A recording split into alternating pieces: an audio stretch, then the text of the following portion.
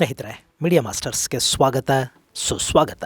ಗೆಳೆಯರೆ, Saudi Arabia, Turkey ಹಾಗೂ ಪಾಕಿಸ್ತಾನಗಳ ನಡುವಿನ ಸೋ ಕಾಲ್ಡ್ ಇಸ್ಲಾಮಿಕ್ ನ್ಯಾಟೋ ಒಪ್ಪಂದಕ್ಕೆ ಸಹಿ ಬಿದ್ದಿದೆ. ಈ ಒಪ್ಪಂದವನ್ನು ಮೆಕ್ಕಾದಲ್ಲಿ ಮಾಡಿಕೊಳ್ಳುವ ಮೂಲಕ ಇದು ಸಮಸ್ತ ಇಸ್ಲಾಮಿಕ್ ದೇಶಗಳನ್ನು ಒಂದುಗೂಡಿಸೋ ಪ್ರಯತ್ನ ಅನ್ನೋ ಹಾಗೆ ಇದನ್ನ ಬಿಂಬಿಸೋದಕ್ಕೆ ಪಾಕಿಸ್ತಾನ ಪ್ರಯತ್ನ ಪಡ್ತಾ ಇದ್ರೆ, ಮತ್ತೊಂದು ಕಡೆ ಒಪ್ಪಂದಕ್ಕೆ ಸಹಿ ಬಿದ್ದ ಬೆನ್ನಲ್ಲೇ ಇದರ ಬಗ್ಗೆ ಇರಾನ್ ಲೇವಡಿ ಮಾಡಿದೆ. ಪೇಪರ್ ಒಪ್ಪಂದಗಳ ಮೇಲಿನ ಭ್ರಮೆಯಿಂದ ಸೌದಿ ಹೊರಬರಬೇಕು ಅಂತ ಇರಾನ್ ಹೇಳಿದೆ. ಅಷ್ಟೇ ಅಲ್ಲ, ಅಲ್ಲಿ ಒಪ್ಪಂದ ನಡೀತಿರುವಾಗಲೇ ಯಮನ್ನ ಹೌತಿಗಳು ಸೌದಿ ಮತ್ತು ಸೌದಿ ಬೆಂಬಲಿತ ಯಮನ್ನ ಅಧಿಕೃತ ಸರ್ಕಾರದ ಮೇಲೆ ಡ್ರೋನ್ ದಾಳಿಗಳನ್ನು ಮಾಡಿ 30 ಮಂದಿಯನ್ನ ಕೊಂದು ಹಾಕುವ ಮೂಲಕ ಈ ಒಪ್ಪಂದದ ಗಟ್ಟಿತನವನ್ನ ಪರೀಕ್ಷೆ ಕೂಡ ಮಾಡಿದ್ದಾರೆ. ಹಾಗೆ ಸೌದಿ ಮೇಲೆ ಕೂಡ ಯಮನ್ನ ಡ್ರೋನ್ ದಾಳಿಗಳು ನಡೀತಾ ಇವೆ. ಅದರಲ್ಲಿ ಪಾಕಿಸ್ತಾನಿಗಳು ಕೂಡ ಸಾವಿಗೀಡಾಗಿರೋ ಸುದ್ದಿಗಳು ಬರ್ತಾ ಇವೆ. ಹಾಗಾದ್ರೆ ಏನಿದು ಇಸ್ಲಾಮಿಕ್ ನ್ಯಾಟೋ? ಅದರಲ್ಲಿ ಏನಿದೆ? ಅದು ಪೂರ್ತಿ ಇಸ್ಲಾಮಿಕ್ ದೇಶಗಳ ರಕ್ಷಣಾ ಕೂಟ ಆಗದೇ ಇದ್ರು ಅಟ್ಲೀಸ್ಟ್ ಸುನ್ನಿ ದೇಶಗಳ ಕೂಟ ಆದರೂ ಆಗತ್ತಾ? ಬನ್ನಿ ನೋಡೋಣ.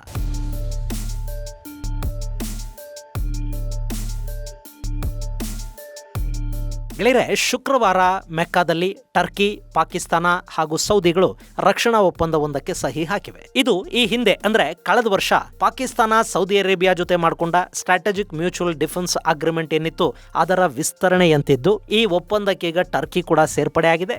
ಇದನ್ನ ಮೆಕ್ಕಾ ಜಾಯಿಂಟ್ ಡಿಫೆನ್ಸ್ ಅಗ್ರಿಮೆಂಟ್ ಅಂತ ಕರೀತಾ ಇದ್ದಾರೆ. ಈ ಒಪ್ಪಂದವನ್ನ ಪಾಕಿಸ್ತಾನ ಇಸ್ಲಾಮಿಕ್ ನ್ಯಾಟೋ ಥರದ ಒಪ್ಪಂದ ಅಂತ ಬಿಂಬಿಸೋ ಪ್ರಯತ್ನವನ್ನು ಮಾಡ್ತು. ಇಲ್ಲಿ ಈ ಕೂಟದಲ್ಲಿನ ದೇಶಗಳಲ್ಲಿ ಯಾವುದೇ ದೇಶದ ಮೇಲೆ ಹೊರಗಿನಿಂದ ಯಾರೇ ದಾಳಿ ಮಾಡಿದ್ರು ಅದು ಎಲ್ಲರ ಮೇಲೆ ನಡೆಯುವ ದಾಳಿ ಅಂತ ಪರಿಗಣಿಸಲಾಗುತ್ತೆ. ಸೌದಿ ಅರೇಬಿಯಾಗೆ ಪಾಕಿಸ್ತಾನ ನ್ಯೂಕ್ಲಿಯರ್ ಶೀಲ್ಡ್ ಅನ್ನ ಕೊಡುತ್ತೆ. ಟರ್ಕಿಗೆ ಕೂಡ ಇನ್ನು ಮುಂದೆ ಅಣ್ವಸ್ತ್ರದಿಂದ ರಕ್ಷಣೆ ಸಿಗುತ್ತೆ. ಹೀಗೆಲ್ಲ ಇದರ ಬಗ್ಗೆ ಹೇಳಲಾಗ್ತಾ ಇತ್ತು. ಆದ್ರೆ ಆ ಒಪ್ಪಂದದಲ್ಲಿ ಅಣ್ವಸ್ತ್ರದ ಬಗ್ಗೆ ಯಾವುದೇ ಮಾಹಿತಿ ಇಲ್ಲ ಮತ್ತು ಇದು ಯಾರ ವಿರುದ್ಧದ ಒಪ್ಪಂದವೂ ಅಲ್ಲ, ಯಾರ ವಿರುದ್ಧವೂ ನಾವು ಸಂಘಟಿತರಾಗ್ತಾ ಇಲ್ಲ. ಜಸ್ಟ್ ಇದೊಂದು ರಕ್ಷಣಾ ಒಪ್ಪಂದ. ವಿಶ್ವಸಂಸ್ಥೆಯ ಕಾನೂನುಗಳು ಒದಗಿಸುವ ಪರಸ್ಪರರನ್ನ ಕಾಪಾಡಿಕೊಳ್ಳುವ ಹಕ್ಕುಗಳೇನಿವೆ ಅದರ ಅಡಿಯಲ್ಲಿ ಮಾಡಿಕೊಂಡ ಒಂದು ಡಿಫೆನ್ಸ್ ಅಗ್ರಿಮೆಂಟ್ ಅಷ್ಟೇ ಇದು ಅಂತ ಟರ್ಕಿಯ ಎರ್ಡೋಗನ್ ಹೇಳಿದ್ದಾರೆ. ಈ ಒಪ್ಪಂದದಲ್ಲಿ ಒಬ್ಬರ ಮೇಲೆ ದಾಳಿ ಆದರೆ ಎಲ್ಲರ ಮೇಲೂ ದಾಳಿ ಆದಂತೆ ಎಲ್ಲ ಸೇರ್ಕೊಂಡು ದಾಳಿ ಮಾಡಿದವರು ವಿರುದ್ಧ ಯುದ್ಧಕ್ಕೆ ನಿಲ್ಲಬೇಕು.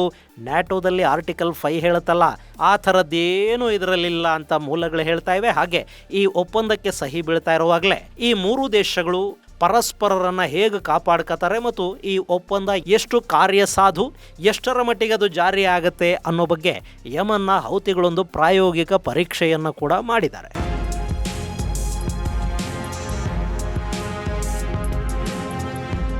ಗೆಳೆಯರ, ಈ ಒಪ್ಪಂದ ಪಾಕಿಸ್ತಾನಕ್ಕೆ ಬೇಕಿದೆ. ಇಂಥ ಒಪ್ಪಂದದ ಮೂಲಕ ಅವರು ಸೌದಿಯಿಂದ ಹಣವನ್ನ, ಟರ್ಕಿಯಿಂದ ಆಯುಧಗಳನ್ನ ತಗೊಳ್ಳೋದಕ್ಕೆ ಸಾಧ್ಯ ಆಗುತ್ತೆ. ಹಾಗೆ ಟರ್ಕಿಗೆ ಕೂಡ ಇದರಿಂದ ಲಾಭ ಇದೆ. ಈ ಹಿಂದೆ ಟರ್ಕಿ ಸೌದಿ ಅರೇಬಿಯಾಗೆ ಡ್ರೋನ್ಗಳನ್ನ ಮಾರಾಟ ಮಾಡುವ ಒಪ್ಪಂದವನ್ನ ಮಾಡ್ಕೊಳ್ತು. ಅದನ್ನವರು ಸೌದಿ ಅರೇಬಿಯಾ ಜೊತೆಗಿನ ಅತಿ ದೊಡ್ಡ ರಕ್ಷಣಾ ಖರೀದಿ ಒಪ್ಪಂದ ಅಂತ ಹೇಳಿದ್ರು. ಸೌದಿ ಅತಿ ಹೆಚ್ಚು ಆಯುಧಗಳನ್ನ ಖರೀದಿ ಮಾಡೋ ಜಾಗತಿಕ ದೇಶಗಳ ಪಟ್ಟಿಲಿ ಮೊದಲು ಅಥವಾ 2ನೇ ಸ್ಥಾನದಲ್ಲಿರುತ್ತೆ. ಹಾಗೆ ಅಲ್ಲಿ ಸಾಕಷ್ಟು ದೇಶಗಳ ಬಾಡಿಗೆ ಸೈನಿಕರು ಇದ್ದಾರೆ. ಅವರು ಸೌದಿ ಖರೀದಿ ಮಾಡಿದ ಆಯುಧಗಳನ್ನ ನಿರ್ವಹಿಸುವ ಕೆಲಸವನ್ನು ಮಾಡ್ತಾರೆ. ಟರ್ಕಿ ಆಯುಧಗಳನ್ನ ತಯಾರು ಮಾಡುತ್ತೆ.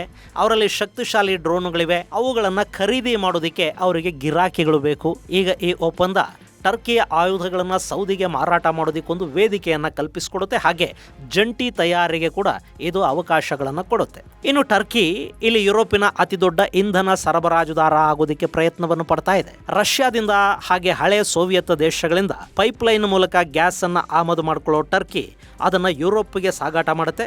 ಇಲ್ಲಿ ರಷ್ಯಾದ ಗ್ಯಾಸ್ ಟರ್ಕ್ ಸ್ಟ್ರೀಮ್ ಮತ್ತು ಬ್ಲೂ ಸ್ಟ್ರೀಮ್ ಮೂಲಕ ಬ್ಲಾಕ್ ಸೀಯನ್ನ ಹಾದು ಟರ್ಕಿಗೆ ಬಂದು ಅಲ್ಲಿಂದ ಯುರೋಪಿಯನ್ ದೇಶಗಳಿಗೆ ಸರಬರಾಜಾಗ್ತಾ ಇದೆ. ಇದರ ಜೊತೆ ಇರಾಕ್ ಮೂಲಕ ಕೂಡ ಒಂದು ತೈಲ ಪೈಪ್ಲೈನ್ ಟರ್ಕಿಯ ಮೂಲಕ ಪಾಸ್ ಆಗುತ್ತೆ. ಅದನ್ನ ಈಗ ಕತಾರ್ ಸೇರಿದಂತೆ ಉಳಿದ ಅರಬ್ ದೇಶಗಳಿಗೆ ಕನೆಕ್ಟ್ ಮಾಡೋ ಮೂಲಕ ಟರ್ಕಿ ಈ ಭಾಗದ ದೊಡ್ಡ ತೈಲ ಸರಬರಾಜುದಾರ ಆಗಬೇಕು ಅಂತ ಅಂದ್ಕೋತಾ ಇದೆ.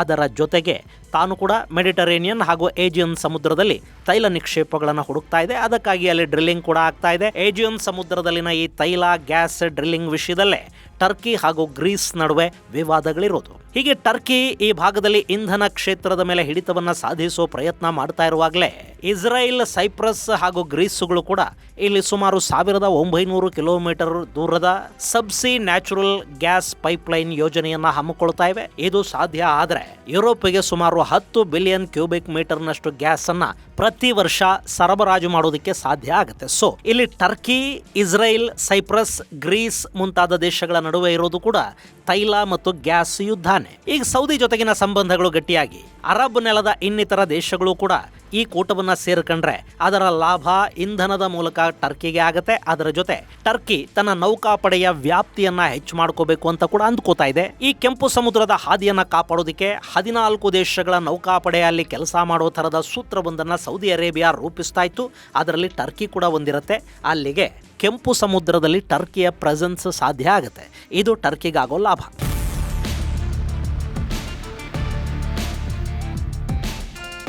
ಇನ್ನು ಸೌದಿ ಅರೇಬಿಯಾ ಇದರಿಂದ ಏನು ಸಿಗುತ್ತೆ ಗೆಳೆಯರೆ?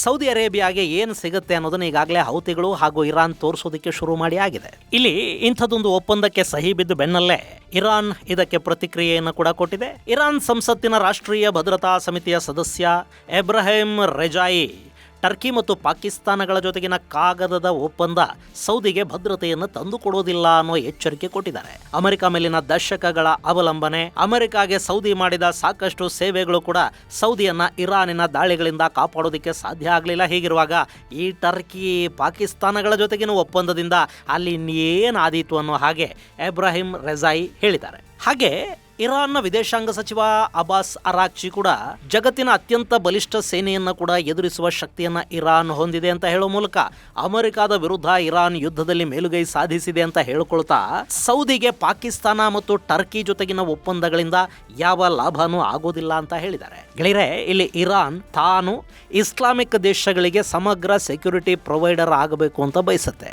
ಅದನ್ನೇ ಅರಾಕ್ಚಿ ಹೊರಗಿನವರ ವಿರುದ್ಧ ಮುಸ್ಲಿಂ ದೇಶಗಳು ಒಗ್ಗಟ್ಟಿನಿಂದ ಸ್ವಾವಲಂಬಿ ಆಗಬೇಕು ಅನ್ನೋ ತರ ಹೇಳಿದ್ದಾರೆ. ಇಲ್ಲಿ ಮುಸ್ಲಿಂ ದೇಶಗಳು ಹೊರಗಿನವರ ವಿರುದ್ಧ ಸ್ವಾವಲಂಬಿ ಆಗಬೇಕು ಅಂದ್ರೆ ಅಮೆರಿಕನ ಅರಬ್ ದೇಶಗಳು ದೂರ ಮಾಡಬೇಕು. ಅದನ್ನು ಮಾಡಿದ್ರೆ ಅವರ ತೈಲ ಹೊರತುಪಡಿಸಿದ ಉಳಿದ ವ್ಯಾಪಾರ ವಹಿವಾಟುಗಳಿಗೆ, ಹಾಗೆ ನಾಳೆ ತೈಲ ಮುಗಿದ್ರೆ ಅಥವಾ ತೈಲದ ಡಿಮ್ಯಾಂಡ್ ಕಡಿಮೆ ಆದರೆ ಮಾಡ್ಕೋಬೇಕಾದ ವ್ಯವಸ್ಥೆಗಳಿಗೆ ಖಂಡಿತ ತೊಂದರೆ ಉಂಟಾಗುತ್ತೆ. ಅಲ್ಲಿ ಅಮೆರಿಕ ಅರಬ್ ದೇಶಗಳ ಮೇಲೆ ಎಷ್ಟು ಡಿಪೆಂಡ್ ಆಗಿದೆಯೋ ಅಷ್ಟೇ ಅರಬ್ ದೇಶಗಳು ಕೂಡ ಅಮೆರಿಕ ಮತ್ತು ಯುರೋಪ್ ಮೇಲೆ ಡಿಪೆಂಡ್ ಆಗಿವೆ. ಅವುಗಳನ್ನು ದೂರ ಮಾಡ್ಕೊಂಡು ಈ ಪಾಕಿಸ್ತಾನದಂಥ ಭಿಕಾರಿಗಳು, ಸಿರಿಯಾ, ಆಫ್ರಿಕಾದಲ್ಲಿನ ದೇಶಗಳನ್ನು ಬೆನ್ನಿಗೆ ಕಟ್ಕೊಂಡ್ರೆ ಅರಬರು ಇಷ್ಟು ದಿನ ಗಳಿಸ್ಕೊಂಡಿದ್ದ ಎಣ್ಣೆ ದುಡ್ಡನ್ನು ಕೂಡ ಕರಗಿಸಿ ಬಿಡಬೇಕಾಗತ್ತೆ ಅಷ್ಟೇ.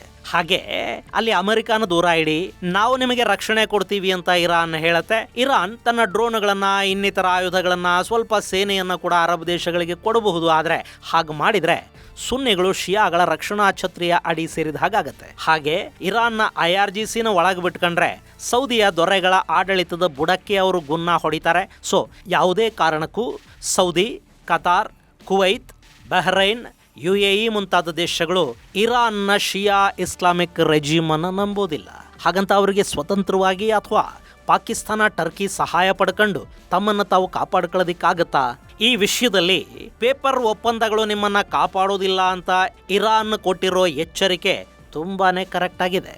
ಅದು ಕೂಡ ತನ್ನನ್ನು ತಾನು ಕಾಪಾಡ್ಕೊಳ್ಳೋ ಯೋಗ್ಯತೆ ಇಲ್ಲದ ಪಾಕಿಸ್ತಾನ ಬೇರೆ ಯಾರನ್ನಾದರೂ ಕಾಪಾಡುತ್ತೆ ಅಂತ ನಂಬೋದಿದೆಯಲ್ಲ, ಅದಕ್ಕಿಂತ ಮೂರ್ಖತನ ಬೇರಿನ್ನೇನು ಇರೋದಕ್ಕೆ ಸಾಧ್ಯನೇ ಇಲ್ಲ. ಇನ್ನು ಈಗ ಈ ಒಪ್ಪಂದ ಪಾಕಿಸ್ತಾನದ ಜೊತೆ ಕಳೆದ ವರ್ಷನೇ ಆಗಿತ್ತು. ಅದಾದ ಮೇಲೆ ಕೂಡ ಸೌದಿ ಅರೇಬಿಯಾ ಮೇಲೆ ಹೌತಿಗಳು, ಇರಾನ್ ಕೂಡ ದಾಳಿ ಮಾಡಿದ್ವು. ಆದ್ರೆ ಪಾಕಿಸ್ತಾನ ಅಲ್ಲೆಲ್ಲೂ ಸೌದಿನ ಕಾಪಾಡೋದಿಕ್ಕೆ, ಪ್ರತಿ ದಾಳಿ ಮಾಡೋದಿಕ್ಕೆ ಧೈರ್ಯವನ್ನು ಮಾಡಲಿಲ್ಲ. ಬದಲಿಗೆ ಸೌದಿ ಮೇಲೆ ಅಟ್ಯಾಕ್ ಮಾಡಬೇಡಿ, ಬದಲಿಗೆ ನಾವು ನಿಮಗೆ ಗ್ವದಾರ್ ಮೂಲಕ ನಿಮ್ಮ ತೈಲ ಹಾಗೂ ಇನ್ನಿತರ ಎಕ್ಸ್ಪೋರ್ಟ್ ಇಂಪೋರ್ಟ್ಗೆ ಅವಕಾಶವನ್ನ ಮಾಡಿಕೊಡ್ತೀವಿ ಅಂತ ಪಾಕಿಸ್ತಾನ ಇರಾನ್ ಜೊತೆ ಡೀಲ್ ಕುದುರಿಸ್ಕೊಳ್ಳೋದಕ್ಕೆ ಮುಂದಾಯ್ತು. ತನ್ನನ್ನು ತಾನು ಅಮೆರಿಕ ಹಾಗೂ ಇರಾನ್ನ ಮಧ್ಯವರ್ತಿ ಅಂತ ಬೆಂಬಲಿಸ್ಕೊಳ್ತಾ ಸಂಧಾನ ಮಾಡಿಸಿದ್ದಕ್ಕೆ 10 ಬಿಲಿಯನ್ ಸಾಲ ಕೊಡಿ ಅಂತ ಅಮೆರಿಕಾನ್ ಕೇಳಿ ಅಲ್ಲಿಂದ ಕೂಡ ಚಲ್ಹಟ್ ಅನ್ನಿಸ್ಕೊಳ್ತು. ಇರಾನ್ ಕೂಡ ಪಾಕಿಸ್ತಾನವನ್ನ ಸೀರಿಯಸ್ ಆಗಿ ತಗೊಳ್ಳೋದಿಲ್ಲ. ಆದ್ರೆ ಸೌದಿ ಹಣ ಕೊಟ್ಟಿದೆ. ಹೀಗಾಗಿ ಪಾಕಿಸ್ತಾನದ ಒಂದಷ್ಟು ಬಾಡಿಗೆ ಸೈನಿಕರು, ಅವರ ಆಯುಧಗಳು ತಮ್ಮಲ್ಲಿ ಇರಲಿ ಅಂತ ಸೌದಿ ಬಯಸುತ್ತೆ. ಆದ್ರೆ ಆ ಆಯುಧಗಳು ಸೌದಿಯನ್ನ ಕಾಪಾಡುತ್ತವೆ ಅನ್ನೋ ನಂಬಿಕೆ ಅವರಿಗೆ ಎಷ್ಟರ ಮಟ್ಟಿಗಿದೆಯೋ ಗೊತ್ತಿಲ್ಲ.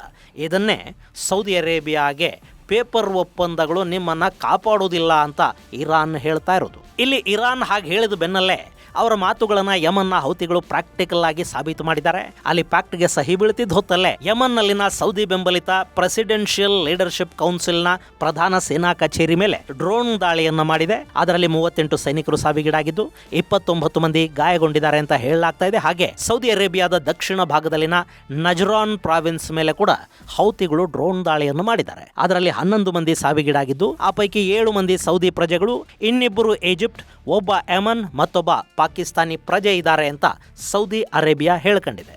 ಸೊ ಇಲ್ಲಿ ಒಪ್ಪಂದಕ್ಕೆ ಸಹಿ ಬೀಳ್ತಾ ಇರುವಾಗಲೇ ಅದು ಎಷ್ಟು ಗಟ್ಟಿ ಒಪ್ಪಂದ ಅನ್ನೋದನ್ನ ಯಮನ್ನ ಇರಾನ್ ಬೆಂಬಲಿತ ಹೌತಿ ಪಡೆ ಪರೀಕ್ಷೆ ಮಾಡೋದಕ್ಕೆ ಶುರು ಮಾಡಿದೆ.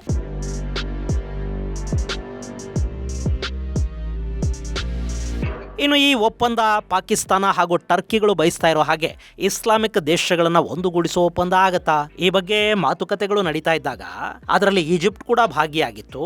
ಆದರೆ ಅವರು ಈ ಒಪ್ಪಂದಕ್ಕೆ ಸಹಿ ಹಾಕಿಲ್ಲ. ಕುವೈತ್, UAE, ಕತಾರ್ಗಳು ಇರಾನ್ನ ದಾಳಿಯಿಂದ ನರಳುತ್ತಾ ಇವೆ ಅನ್ನೋದು ನಿಜ. ಆದರೆ ಅವರು ಟರ್ಕಿಯ ಒಪ್ಪಂದಕ್ಕೆ ಸಹಿ ಹಾಕಿ ಇಸ್ರೇಲಿನ ಸಿಟ್ಟಿಗೆ ಗುರಿಯಾಗೋ ಧೈರ್ಯ ಮಾಡೋದಿಲ್ಲ. ಇನ್ನು ಇರಾನ್ ಕೂಡ ಇಂಥ ಒಪ್ಪಂದವನ್ನ ಸುನ್ನಿ ದೇಶಗಳು ಶಿಯಾಗಳ ವಿರುದ್ಧ ಮಾಡಿಕೊಳ್ತಾ ಇರೋ ಒಪ್ಪಂದ ಅಂತ ಭಾವಿಸುತ್ತೆ. ಹೀಗಾಗಿ ಅದು ಕೂಡ ಅಲ್ಲಿನ ಸಮಸ್ಯೆಗಳನ್ನ, ಸಂಘರ್ಷವನ್ನ ಮತ್ತಷ್ಟು ಹೆಚ್ಚು ಮಾಡುತ್ತೆ. ಸೊ ಈಜಿಪ್ಟ್ ಹಾಗೂ ಇನ್ನಿತರ ದೇಶಗಳು ಸದ್ಯಕ್ಕೆ ಇದನ್ನ ಅಳೆದು ತೂಗಿ ನೋಡೋ ಯೋಚನೆಯಲ್ಲಿವೆ. ಆದರೆ ಸೌದಿ ಈಗಾಗಲೇ ಸಹಿ ಹಾಕಿದೆ. ಆ ಒಪ್ಪಂದ ಎಷ್ಟು ಸೀರಿಯಸ್ ಆಗಿ ಜಾರಿಗೆ ಬರುತ್ತೆ, ಅಥವಾ ಆಸಿಮ್ ಮುನೀರ್ ಕೇವಲ ಸೌದಿಯ ಹಣ ಮತ್ತು ಟರ್ಕಿಯ ಆಯುಧಗಳ ಮೂಲಕ ತಾನು ಲಾಭ ಮಾಡ್ಕೊಂಡು ಅವರಿಬ್ಬರಿಗೂ ಬರೀ ನಕ್ಷತ್ರ ತೋರಿಸಿ ಸುಮ್ಮನಾಗ್ತಾನ ಅನ್ನೋದಕ್ಕೆ ಕಾಲ ಉತ್ತರ ಕೊಡುತ್ತೆ. ಇನ್ನು ಭಾರತ ಇದೆಲ್ಲವನ್ನ ಗಮನಿಸ್ತಾ ಇದೆ. ಇಸ್ರೇಲ್, ಗ್ರೀಸ್, ಸೈಪ್ರಸ್ ಹಾಗೂ UAEಗಳ ಜೊತೆ ಭಾರತ ಸಂಪರ್ಕದಲ್ಲಿದೆ. ಟರ್ಕಿಯ ಒತ್ತಡಗಳು, ಅವರ ಲೆಕ್ಕಾಚಾರಗಳು ಕೂಡ ಭಾರತಕ್ಕೆ ಗೊತ್ತಿವೆ. ಇರಾನ್ ಕೂಡ ಈ ಎಲ್ಲ ಬೆಳವಣಿಗೆಗಳನ್ನ ಗಮನಿಸ್ತಾ ಇದೆ. ಅರಬ್ ದೇಶಗಳು ಹೊಸ ರಕ್ಷಣಾ ಪಾಲುದಾರಿಕೆಯನ್ನ ಮಾಡಿಕೊಳ್ಳೋದು ಅಮೆರಿಕಾಗೂ ಇಷ್ಟ ಆಗೋದಿಲ್ಲ. ಸೊ ಮುಂದೆ ಏನಾಗುತ್ತೆ ಅನ್ನೋ ಕುತೂಹಲವನ್ನ ಈ ಎಲ್ಲ ಬೆಳವಣಿಗೆಗಳು ಹೆಚ್ಚು ಮಾಡ್ತಾ ಇವೆ. ಇದು ಗೆಳೆಯರೆ ಸೌದಿ, ಟರ್ಕಿ, ಪಾಕ್ ಕೂಟದ ಬಗ್ಗೆ ಇರಾನಿನ ಪ್ರತಿಕ್ರಿಯೆ ಹಾಗೂ ಹೌತಿಗಳು ಸುರಿಸ್ತಾ ಇರೋ ಬೆಂಕಿ ಕುರಿತಾದ ಒಂದಷ್ಟು ಮಾಹಿತಿ. ಮುಂದಿನ ಸಂಚಿಕೆಯಲ್ಲಿ ಮತ್ತಷ್ಟು ವಿಶೇಷಗಳ ಜೊತೆ ಮತ್ತೆ ಭೇಟಿಯಾಗೋಣ. ಅಲ್ಲಿವರೆಗೆ ಜೈ ಹಿಂದ್, ಜೈ ಕರ್ನಾಟಕ.